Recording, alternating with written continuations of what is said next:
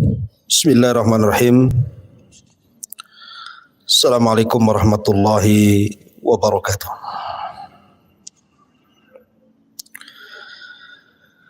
Alhamdulillah wassalatu wassalamu ala Rasulillah wa ala alihi wa sahbihi wa mawalah wa la hawla wa la quwwata illa billahi wa ba'du. Qala Allah azza wa jalla ya ayyuhalladzina amanu taqullaha haqqa tuqatih wa la tamutunna illa wa antum muslimun amma ba'du. Baik, kita lanjutkan kajian kita masih membahas dosa dari dosa-dosa besar. Dan kita masuk pada dosa besar yang ke-48, al-baghyu atau semena-mena atau kezaliman yang melampau.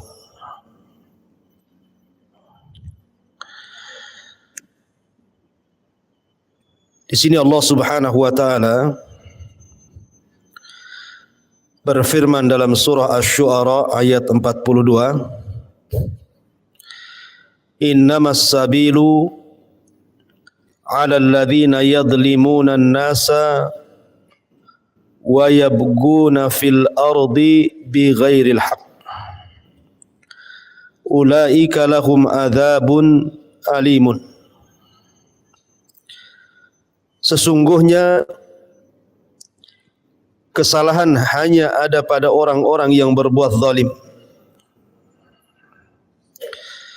kepada manusia dan melampaui batas di permukaan bumi tanpa ada hak yang dibenarkan. Maka mereka itulah yang akan mendapatkan siksa yang sangat pedih. Di sini Allah Subhanahu wa taala mengancam orang-orang yang melakukan kezaliman dan semena-mena bahwa mereka di akhirat akan mendapatkan azab yang pedih. Makanya kemudian Al-Imam Az-Zahabi memasukkan kezaliman atau perbuatan semena-mena ini bagian daripada kabair adz-dzunub, dosa dari dosa-dosa besar. Karena definisi dosa besar itu setiap dosa yang ada ancaman di dunia dengan hudud dan dosa yang ada ancaman di akhirat dengan azab.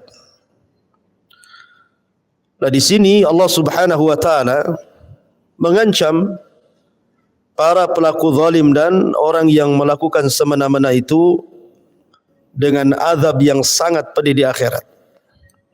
Makanya Imam Zahabi memasukkan bab ini menjadi bab dari dosa-dosa besar yang ke-48.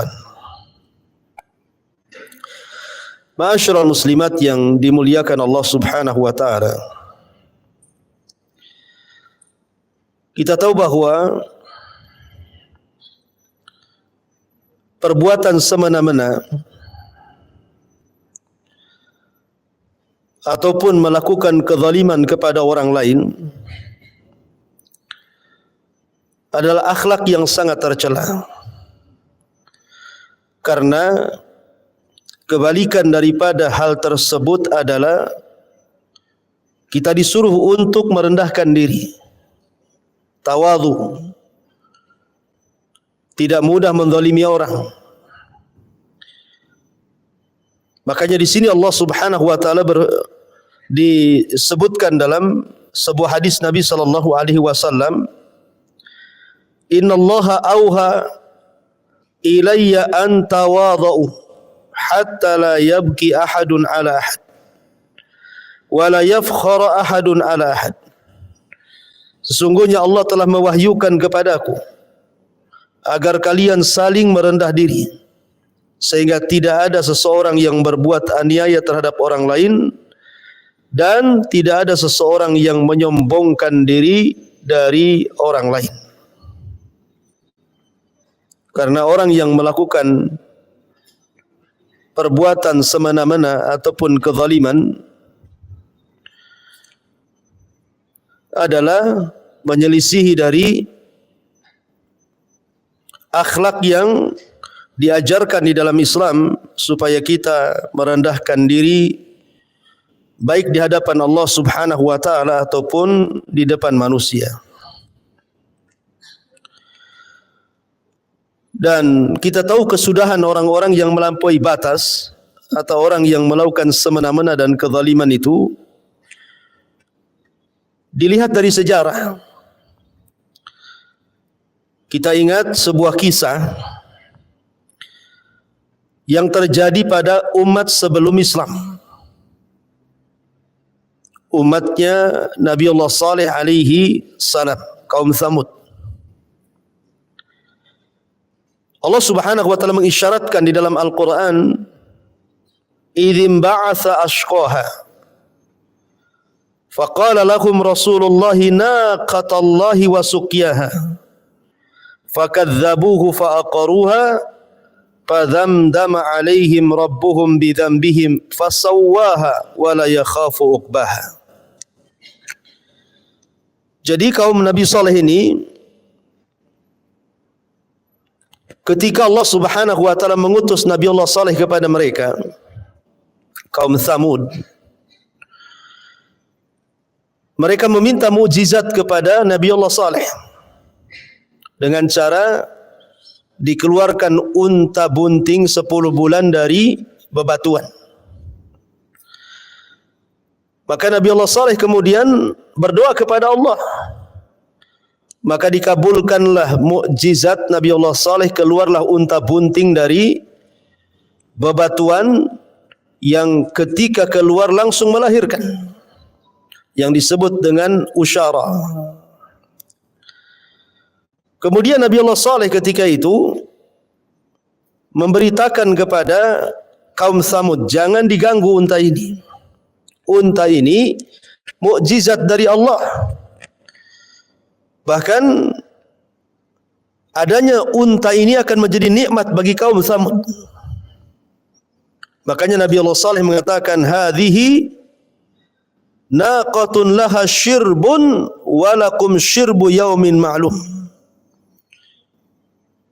Berikan unta ini minum, dan ketika unta ini minum, kalian jangan mengambil air dari sumber ini, tetapi kalian boleh mengambil air susu unta ini. Subhanallah, air susu untanya mukjizat Nabi Allah Saleh ini sanggup memberikan minum seluruh kabilah Thamud, padahal satu unta itu.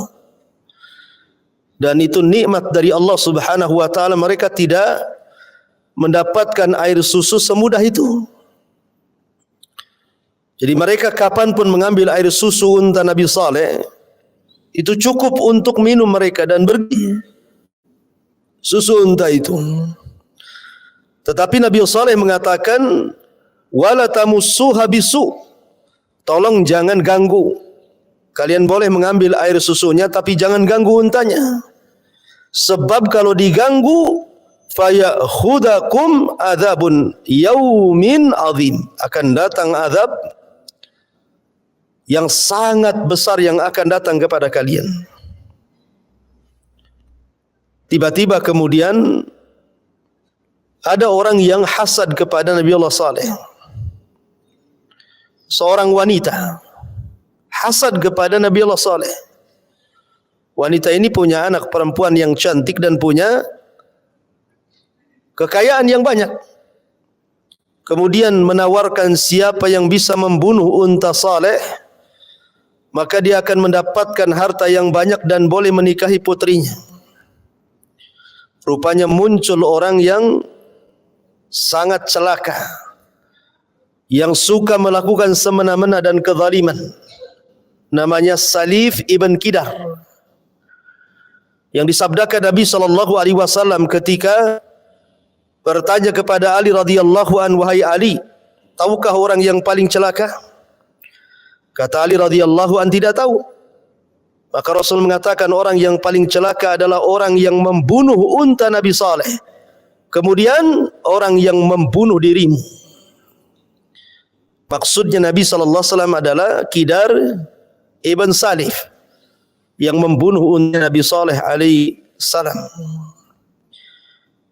Maka kemudian Kidar Ibn Salif ini membawa satu kawannya, kemudian mengincar unta Nabi Allah Saleh yang sedang minum.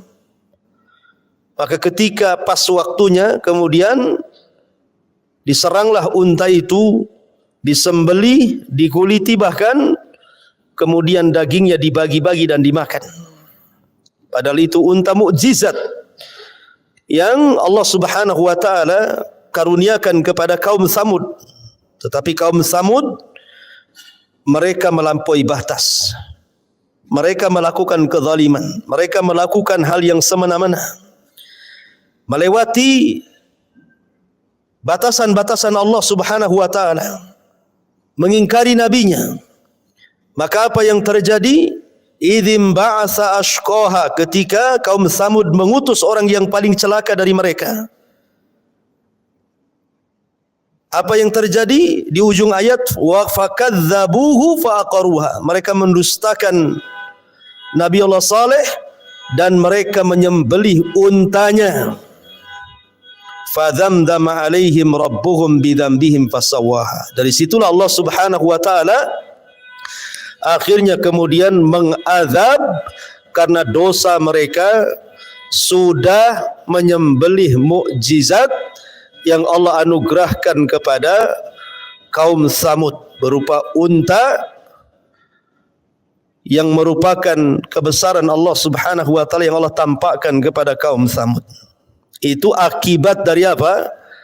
Akibat dari perbuatan melampaui batas dan semena-mena. Makanya setelah kemudian mereka melakukan penyembelihan itu, maka mereka kemudian mulai membidik Nabi Saleh. Untanya sudah disembelih, kemudian anak untanya lari dan masuk lagi ke batu. Kemudian mereka mulai membidik siapa? Nabi Allah Saleh untuk dibunuh. Nah, itulah melampaui batas kan. Kemudian Nabi Saleh pun disuruh untuk pergi menyelamatkan diri oleh Allah, maka datanglah azab kepada mereka. Hari pertama wajah mereka menguning, kemudian hari kedua memerah, hari ketiga menghitam. Kemudian Allah mengutus Jibril untuk berteriak dan membunuh seluruh kaum Samud. Itulah akibat daripada kesewenang-wenangan, kezaliman yang dilakukan oleh Kidar Ibn Salif dan orang-orang yang bersamanya. Ini satu kisah ya, bahwa bagaimana Allah Subhanahu wa taala tidak akan membiarkan perbuatan semena-mena itu. Perbuatan zalim yang melampaui batas Allah tidak mungkin membiarkan. Makanya Allah Subhanahu wa taala berfirman, wala tahsabannallaha ghafilan amma ya'malu zalimun. Jangan sangka Allah itu membiarkan orang-orang yang melakukan kezaliman, tidak. Bahkan Allah Subhanahu wa taala akan membalasnya. Lihat Qarun. Qarun, ma'ruf Qarun. Siapa yang tidak kenal Qarun? Qarun ini ada yang mengatakan dia adalah kerabat daripada Nabi Musa alaihi salam. Bahkan dia pengikut Nabi Musa dari Bani Israel.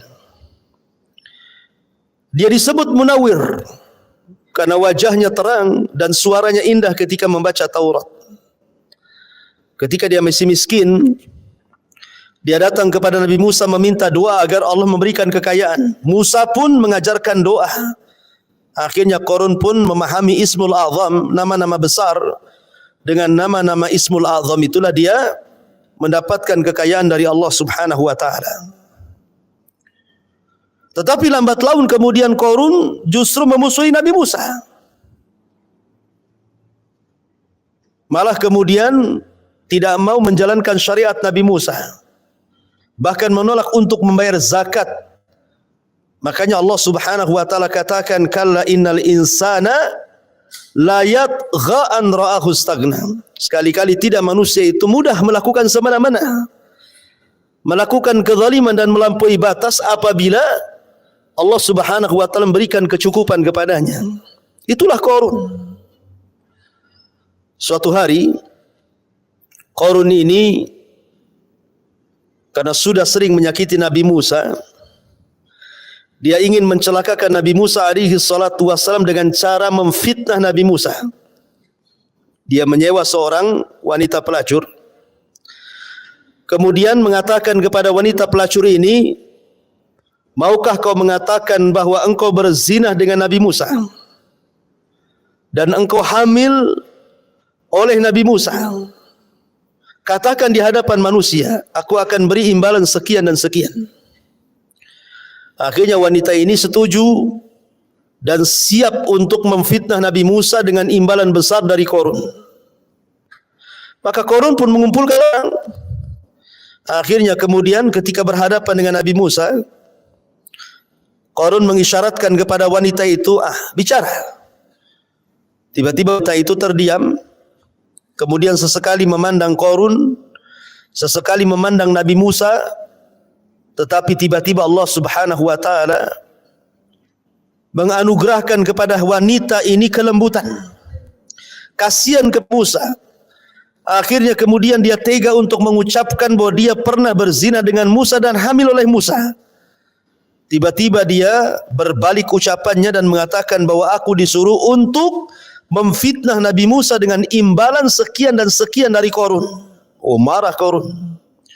Dan marah pula Nabi Musa alaihi salam. Sama-sama marah. Qarun marah kepada wanita itu dan Musa marah kepada Qarun gara-gara hendak memfitnah dia di halayak manusia.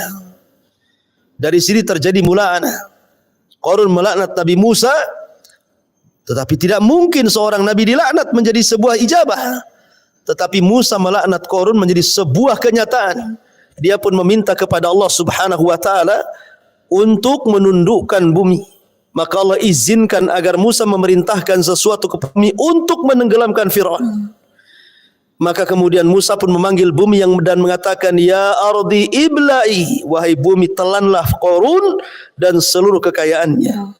Apa yang terjadi? Allah Subhanahu wa taala isyaratkan dalam Al-Quran, fa khasafna bihi wa bidarihil arda. Kami tenggelamkan Qarun dan seluruh kekayaannya. Lihat bagaimana akibat dari baghi, ya, kezaliman dan perbuatan semena-mena yang dilakukan Qarun menjadikan Allah azab Qarun. Maka di sini mu'alif rahimahullahu taala mencantumkan sebuah hadis, lau baga jabalun ala jabalin la ja'alallahu al-bagi minhu madakka. Kalaulah saja sebuah gunung berbuat kezaliman terhadap gunung yang lainnya, berbuat semena-mena terhadap gunung yang lainnya, niscaya Allah akan menjadikan gunung tersebut menjadi abu, hancur hingga menjadi tanah yang rata. Subhanallah. Seandainya gunung itu tidak berakal, Bu. Seandainya gunung mendolimi gunung yang lainnya, maka gunung yang menzalimi yang lainnya akan diratakan Allah dengan tanah sebagai akibat dari kezalimannya. Ya. Jadi kezaliman itu ada konsekuensinya. Kalau seandainya gunung saja bisa diratakan karena kezalimannya, karena perbuatan yang melakukan semena-mena itu, bagaimana pula manusia? Makanya kenapa Allah Subhanahu wa taala lipat gandakan azabnya orang yang melakukan kezaliman, melampaui batas dan melakukan hal-hal yang sifatnya semena-mena. Di dunia dia dapat azab, di akhirat juga dapat azab. Perhatikan hadis ini. Nabi mengatakan, "Ma min dzambin ajdaru an yu'ajjilallahu ta'ala li sahibihi al-'uqubata fid dunya ma yaddakhirullahu lahu fil akhirah mithlul baghyi wa qati'atir rahim."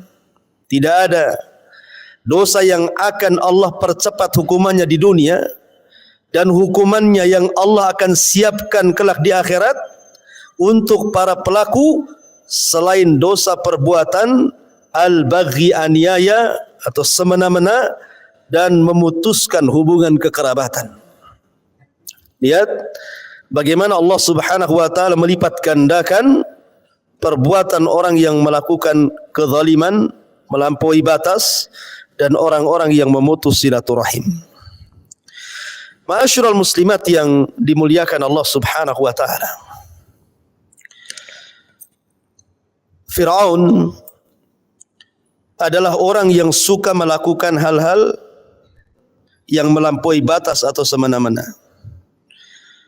Dan itu digambarkan dalam Al-Quran, di mana Allah mengatakan, "Idhhab ila fir'auna innahu tagha." Pergilah wahai Musa kepada Fir'aun, karena sesungguhnya Fir'aun itu tagha, melampaui batas, suka melakukan hal yang semena-mena.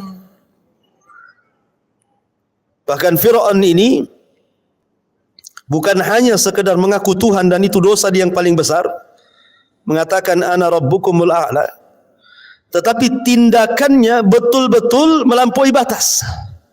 Hanya karena bermimpi, dalam mimpinya dia melihat api yang datang dari Palestina dan membakar seluruh kota di Mesir kecuali perkampungan Bani Israel, maka Fir'aun pun kemudian harus membunuh anak laki-laki dari turunan Bani Israel karena dikhawatirkan sebagaimana ramalan dukunnya bahwa dia yang akan meruntuhkan kekuasaannya. Setiap hari dia bunuh anak kecil, anak yang baru lahir.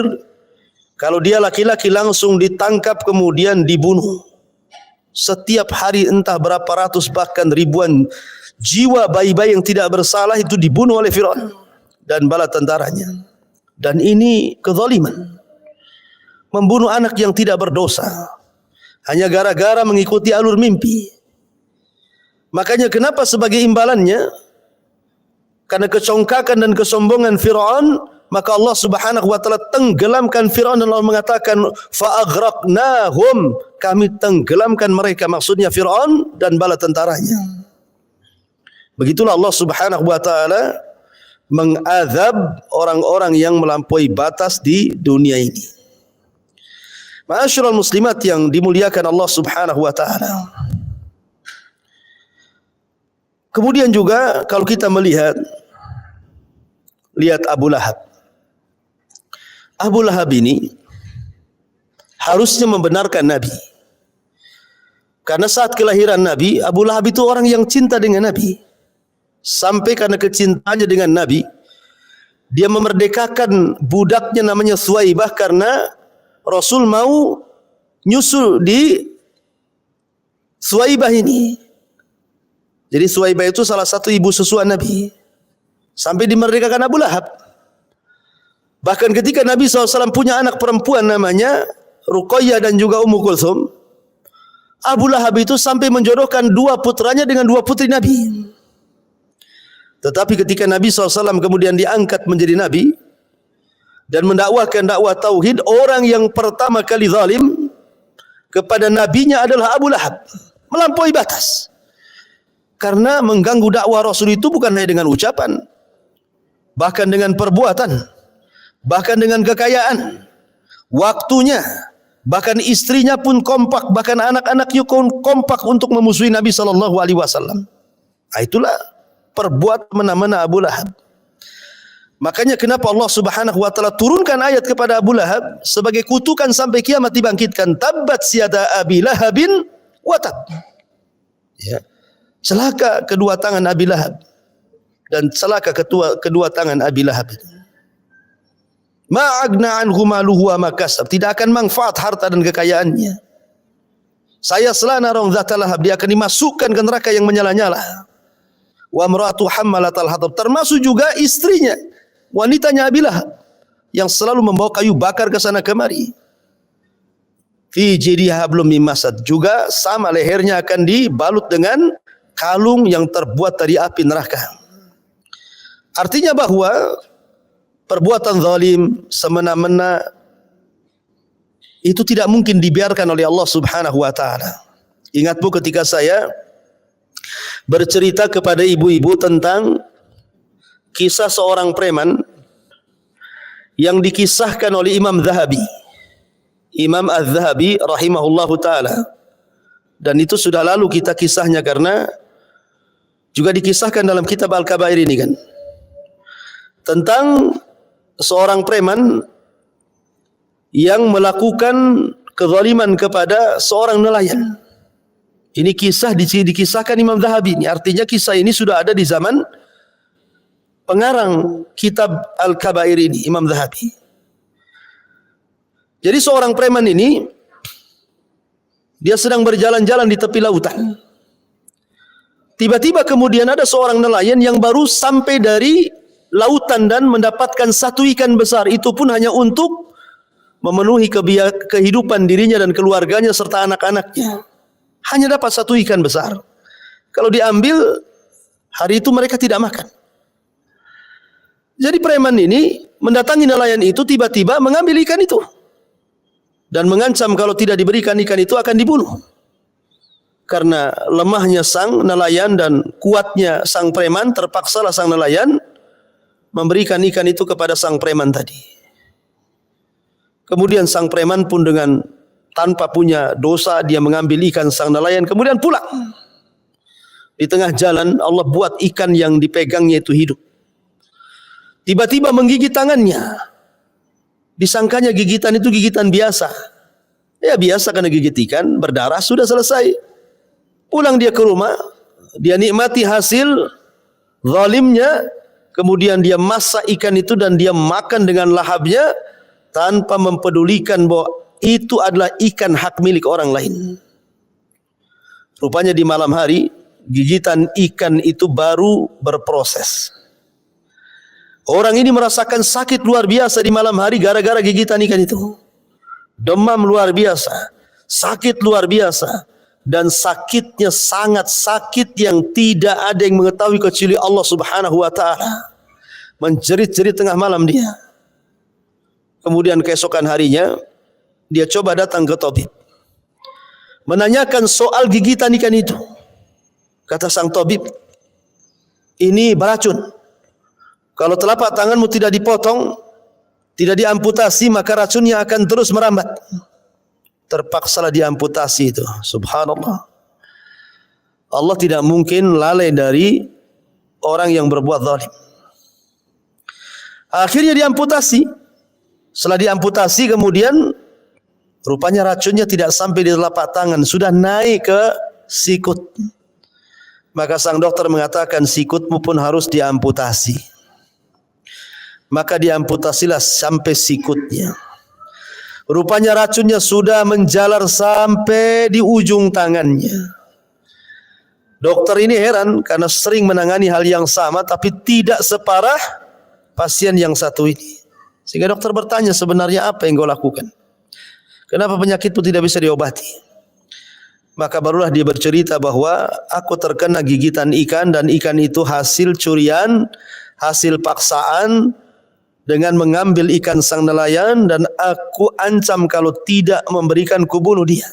Karena ketakutan dia pun memberikan ikan itu. Kemudian bercerita, kata dokter, demi Allah, kalau seandainya sebelum diamputasi dari mulai telapak tanganmu ini, kau mau mengembalikan hak ikan itu kepada nelayan itu, enggak perlu diamputasi lagi.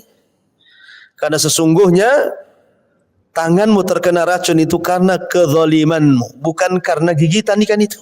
Itu gigitan ikan sebab saja.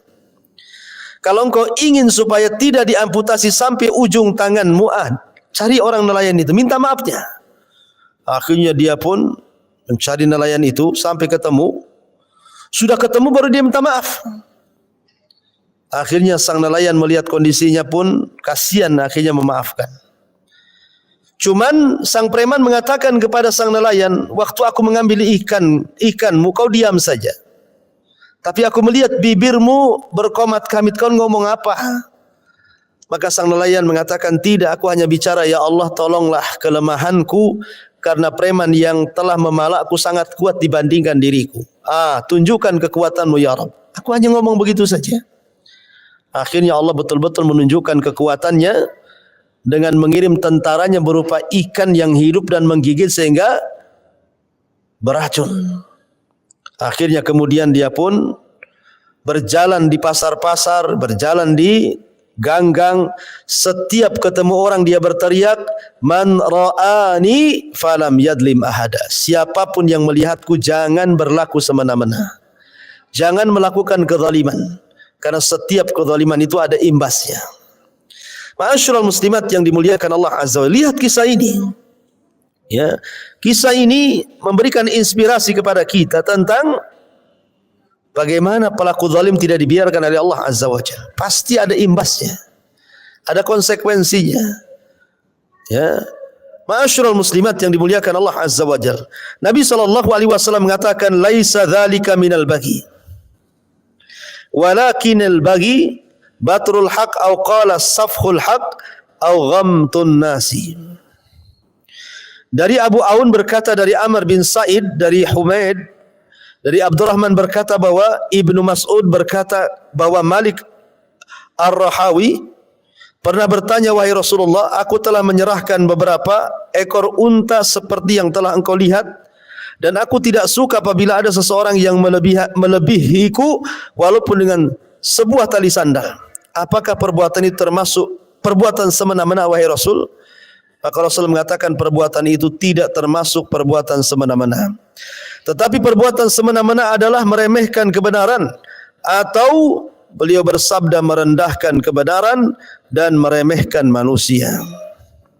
Meremehkan manusia artinya melakukan kezaliman. Taib. Kemudian contoh lain dalam hadis bagaimana Allah Subhanahu wa taala mengadab orang-orang yang melakukan zalim dan semena-mena dalam Islam itu. Rasul contohkan di sini. Udhibat imra'atu fi hirratin sajanatha hatta matat fadakhalat fiha an-nar la hiya at'amatha wa saqatha idh habasatha wa la hiya tarakatha ta'kulu min khashasil ardi. Kata Nabi sallallahu alaihi wasallam, ada seseorang wanita yang diazab karena seekor kucing. Ia telah mengurungnya sampai mati, sehingga ia pun layak masuk neraka. Ia tidak memberinya makan dan minum, dan justru ia terus mengurung kucing tersebut dan tidak memberi makan, sehingga kucing itu memakan serangga-serangga dinding. Muttafaqun alaih. Lihat di sini Nabi SAW mengatakan udzibatim ra'atu fi hirratin. Ada seorang wanita yang diazab dikarenakan seekor kucing. Kenapa wanita ini masuk neraka? Wanita ini masuk neraka bukan karena zalim. Maksudnya bukan karena membunuh manusia, bukan karena berjudi, bukan karena berzina, bukan karena yang lainnya, tapi karena zalim kepada binatang. Kalau zalim kepada binatang saja Allah menjadikan azab wanita ini, macam mana zalim kepada manusia? Zalim kepada binatang saja Rasul katakan udzibatim ra'atu fi hirratin. Allah azab dia gara-gara seekor kucing, karena dia menzalimi kucing. Apalagi kalau dizalimi orang tuanya, apalagi kalau dizalimi saudaranya, tetangganya, kerabatnya, orang yang dicintainya, dan begitu seterusnya. Makanya kita tahu bahwa double hukuman orang yang melakukan kezaliman itu. Di dunia mendapatkan azab, dan di akhirat pun mendapatkan azab, naudzubillah. Taib, ma'asyiral muslimat yang dimuliakan Allah Subhanahu wa taala. Di sini juga dicantumkan hadis Ibnu Umar radhiyallahu an. Dia berkata, la'ana Rasulullah sallallahu alaihi wasallam man ittaqada syai'an fihi ruhu gharadan. Rasulullah SAW melaknat siapa saja yang menjadikan benda bernyawa sebagai sasaran objek panahan. Tidak boleh. Jadi ada kasus di zaman Abdullah ibn Umar itu, ada anak muda nangkap burung masih hidup, burungnya ditali, diletakkan di tiang. Kemudian dari kejauhan burung itu dipanah sampai mati. Maka Abdullah ibn Umar radhiyallahu an mengatakan Rasul melaknat orang yang melakukan seperti ini. Lah ini zalim kepada burung saja yang tidak berakal, mendapatkan laknat Allah dan Rasulnya, apalagi zalim kepada manusia, tentu lebih dilaknat lagi oleh Allah dan Rasulnya. Makanya jauhi perbuatan zalim, apalagi sekarang kita berada di bulan Sya'ban, bulan di mana amalan kita diangkat sampai ke langit. Taib, ma'asyiral muslimat yang dimuliakan Allah Subhanahu wa taala, banyak lagi tentang hadis-hadis seputar hukuman bagi orang yang melakukan perbuatan zalim dan juga melakukan hal yang semena-mena. Ibu baca sendiri ya sisanya. Yang jelas bahwa kezaliman itu adalah kegelapan pada hari kiamat. Kalau kita melihat kisah-kisah umat dulu yang sudah saya kisahkan di awal tadi, bagaimana Qarun karena kezalimannya Allah Subhanahu wa taala tenggelamkan di perut bumi. Bagaimana Fir'aun Allah tenggelamkan di Laut Merah. Bagaimana kisah Al-Walid ibn Mughirah yang Allah turunkan dalam surah Al-Mudaththir, Allah sediakan neraka yang sangat pedih yang disebut dengan sakor, sauslihi sakor. Ya. Kemudian juga bagaimana Namrud yang sombong congkak melakukan hal yang semena-mena, akhirnya diazab oleh Allah dengan dikirim satu nyamuk kemudian bercokol di otaknya selama 40 tahun sehingga dia jadi gila dan matinya gara-gara dia minta pembantunya memukul di kepalanya supaya nyamuk itu keluar, akhirnya dengan sebab pukulan itu dia meninggal. Itu Namrud, ya kan? Jadi orang-orang yang zalim, orang-orang yang suka melampaui batas itu ada akibatnya nanti. Oleh karena itulah maka pengarang Imam Zahabi memasukkan bab semena-mena ataupun melampaui batas ataupun kezaliman itu bagian daripada dosa dari dosa besar. Ya. Wallahu a'lam bishawab.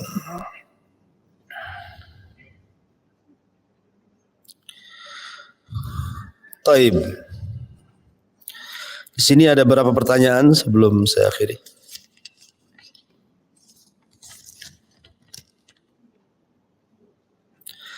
Bolehkah seseorang wanita mengikuti olahraga memanah, berkuda dan renang? Boleh, tidak ada larangan. Akan tetapi tentu di lingkungannya sesama wanita. Tak mungkinlah kemudian olahraga ikhtilat dengan laki-laki. Ya.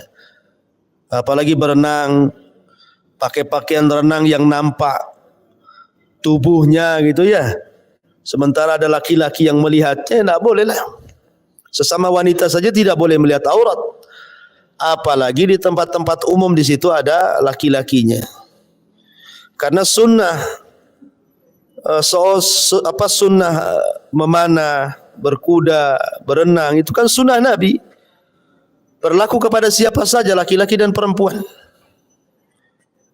Maka tidak mengapa secara hukum asalnya, tetapi tentu menjaga jangan sampai memfitnah kaum laki-laki.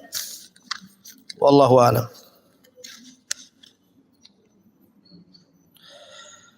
Mohon nasihatnya Ustaz, bagaimana sebaiknya jika seseorang sedang melunasi KPR rumah dengan riba dan ingin bertobat dengan niat menjual rumahnya, tapi sampai sekarang belum laku, belum ada yang minat, qadarullah, dan jika ada yang minat suatu hari nanti, tapi suatu hari nanti tapi mau membeli KPR lagi lah. Mana ini?